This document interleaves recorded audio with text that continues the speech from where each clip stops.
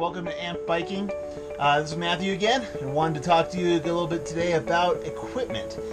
So I'm going to go over a little bit of what I have leg-wise and feet, sockets, the different things that I've used in the past.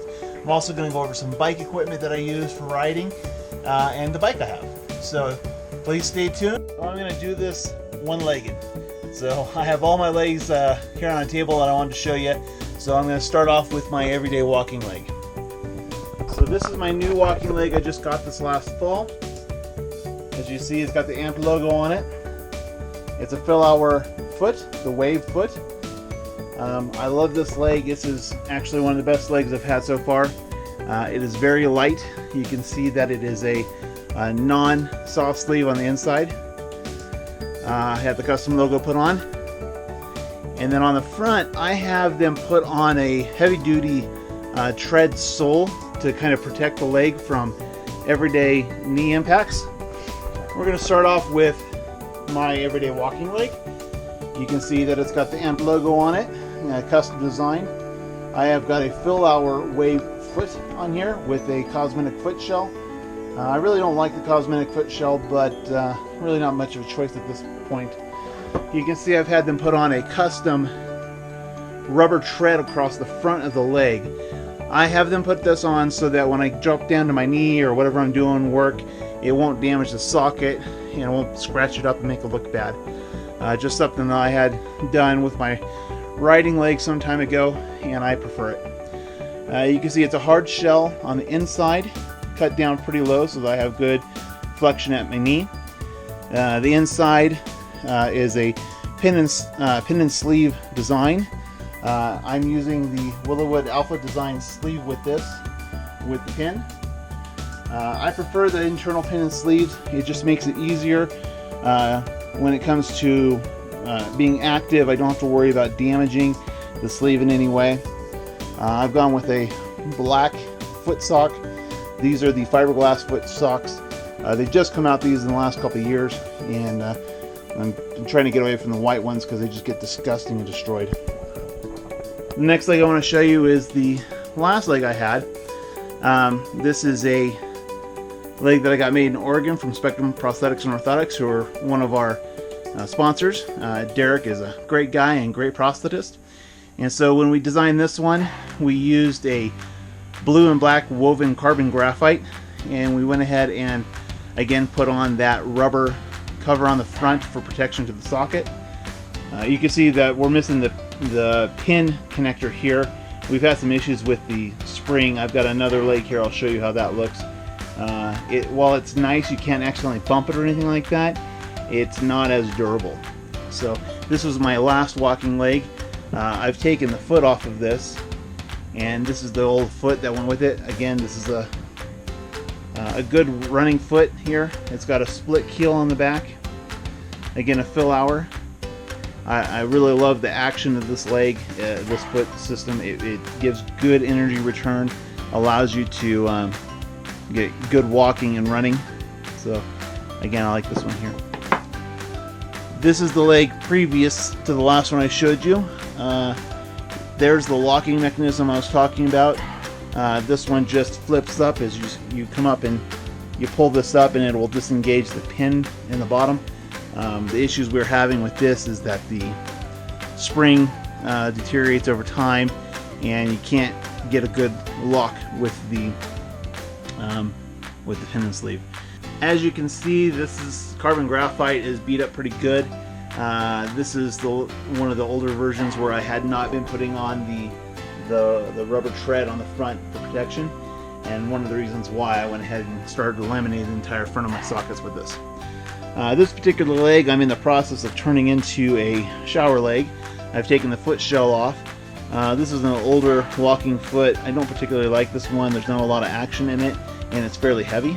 But you can see that they've also put on a rubber sole on this so that I don't slip on smooth surfaces. And this leg is actually pretty heavy leg.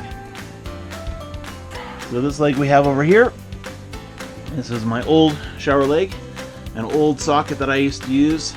This is way back, at least 15 years old. Again, this is the pin and sleeve setup, but we had actually also put in another suction valve here, which is no longer working, so we just pulled it out.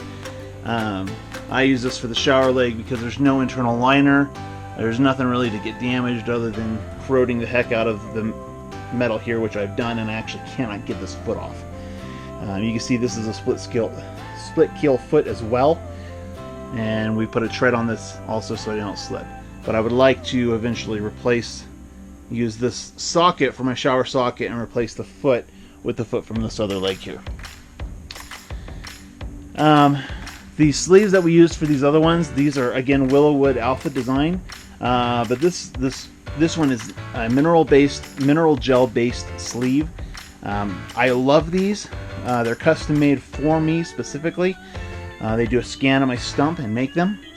The problem with these there's some issues with quality of this particular type of gel. They had to do change of formula some years ago for some issues, and ever since that redesign, the gel has just not been stable, and I blow through them pretty quickly. So with this new leg, we've gone to this hybrid design, which is half silicone and half mineral oil based. So it's a little tougher design, and I actually, so far, I'm liking it pretty good. It does not wear as quickly. Now to my baby. This is my riding leg. As you can see, I have a custom design on this sleeve as well, on this socket as well. I love steampunk, and so I got a great image off the internet and just set it up. It's got gears and springs and pulleys and all that, and I thought this was just perfect for a riding leg. This wasn't originally one of my walking legs. We added this on after the fact, and this is the first leg I had the entire front done with this cover, because when you're mountain biking, you go down on your knees quite a bit and do damage. So in doing this, I was very, very happy with the result of this, and so I passed it on to my other walking leg as well. I want to show you this one first before I show my other leg. This is my old riding foot. This is the Versa 1, the V1 by Biodapt. You can see it's got a Fox shock inside.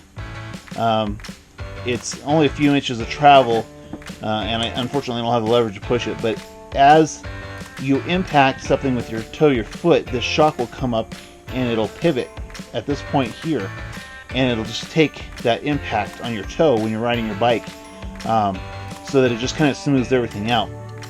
Because when you're looking at a standard walking leg, these legs are designed for energy return, these feet I should say. They're designed to return as much energy as possible to allow for better walking. So when this is on a pedal and you're hitting bumpy choppy, it keeps bouncing back. It's pushing back as fast as it can, and it causes everything to be really rough and bouncy, and your foot can actually bounce off the pedal using these types of feet.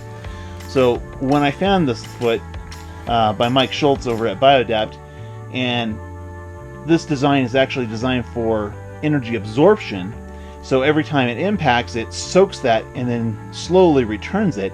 It dampens those vibrations, it dampens the impact of your feet, and just makes for a much smoother ride. So this is the the foot I've ridden with for years now, a few years now. But this last fall, I've been able to upgrade to the VF2. So the VF2, you can see there's different linkage here, different geometry, similar shock inside. Again, it's another Fox shock. This has got the protective cover on it. This one does not have the cover on it right now. This just keeps, you don't want the stanchions to get scratched up, even though it looks much cooler in my opinion. So a lot of times I'll ride without the cover, but this cover is really good to protect the stanchion from getting scratches, which then oil will leak out and the shock will go bad. So he's done a marvelous job with the rebuild on this entire foot. You can see the different linkages. I'll actually, in a future video, I'm going to ask him about what his plan is for the linkages and how this impacts the shock absorption of the foot versus the original version here. But this version, I've done my own upgrade with Mike and my prosthetist and a friend of mine here in town who's a bike mechanic. And so we're looking at this, and one of the things is on these mountain biking shocks, you can see back here, there's a little blue lever. This lever, you can change it to increase or decrease the resistance in the shock, meaning you can make it easier or harder to compress the shock. That's called rebound adjustment. And so what that allows you to do is, say you're climbing on a trail. As you're climbing, you don't want your foot to be squishy or the shock to be squishy. It takes away too much energy. You want it to be rigid. So by locking out that foot, it allows you to have a firmer platform. You push harder and you have less give. Gives more energy to the pedaling, pushing the bike forward. It's just a better system. However, when you're pedaling on a bike, reaching to the back of your heel to turn it on and off is very, very difficult. It's impossible. So I just always left this in the full squish mode, is what we call it. So it was the softest setting, so that as you're riding down trail, it just absorbed it really well, but it just wasn't the best on pedaling. So enter VersaFoot 2. Talking with Mike over at BioAdapt, I said, hey, these shocks have what's called a remote lockout system, where you can attach a cable from this toggle here, and you can, on a bike, you would run it from this point here up to your handlebars, and so you flip a switch here and it locks it out here. It turns the switch for you. So I wanted to do the same thing with this. You turn this around, you can see there's a cable that comes out of the foot. Cable comes out from the far side, around under the foot, and up to this lever. And when you press this button, you lock it or unlock the shock so that it will the foot can be either firm or soft depending on what you're trying to do. If you're trying to climb, you lock it out. So now I can climb and I get more energy to the pedals, less bouncing. It's a bit more efficient. I hit that button. Now I can go downhill and it'll absorb all the shock, the chunder and rough stuff and the washboard and all that in a much better way. All right, so now we want to do a little demonstration of the different type of feet and what they're supposed to do. This is my normal walking foot. This is the Phil Wave foot. And as I step on it, you can see the bend. It's compressing. And as I step up, there's a quick return. It's pushing my foot forward. That is the design of this. And if you walk through a full step, you step down on the heel, you see the toe dips, that energy rolls through and then springs forward. That is what a walking leg is supposed to do. Okay, so now I'm going to show you what a riding leg is supposed to do. A riding leg is not designed for energy return, but energy absorption. And you can see now, I put weight on that toe, how it bends, and you can see that it's a slow return back to that neutral position. It is designed that when you are going over rough terrain, the bumps and everything will be soaked up by that slow moving foot. It's called rebound, and you can control how quickly and slowly that foot rolls. So I'm going to turn around here so you can see the inside of this foot. And as you can see, that shock is compressing inside that ankle to give almost a natural movement. Problem is, when you're riding a mountain bike and you're pedaling, that soft give of that ankle, when you're pressing hard on pedaling, takes away energy. Doesn't allow you to get the best pedaling for your going up a hill. You lose some of that energy going on. So I've added on this lockout mechanism. Now you can see it doesn't want to compress as easily now. So when I'm pedaling, I put in this lockout. I can really push hard with minimal deflection of that ankle. All that energy is now going into the pedal itself, giving me more power to pedal up hills. And when I go for a downhill, I simply hit the switch and I get that full range of motion again, and it absorbs. This is an old walking leg I have. Again, this is a carbon fiber foot, split keel design on it. I'm actually turning this into my shower leg. The foot is anyways going to go in my shower socket. But for the meantime, I figured this was a little easier for you to see the action of the carbon graphite in motion. So you can see when I weight the heel, how the heel goes down, the toe goes down a little bit. And as I roll through, you see the ankle bends in that carbon graphite and then pushes forward as I lift my leg, pull the weight off. So as I'm stepping, it preloads and then pushes off, doing energy return, giving me a better, easier walk. So this is the action for walking. So those are the legs I have. If you have any questions, feel free to put them in the comments below, and I will be happy to answer them as best I can.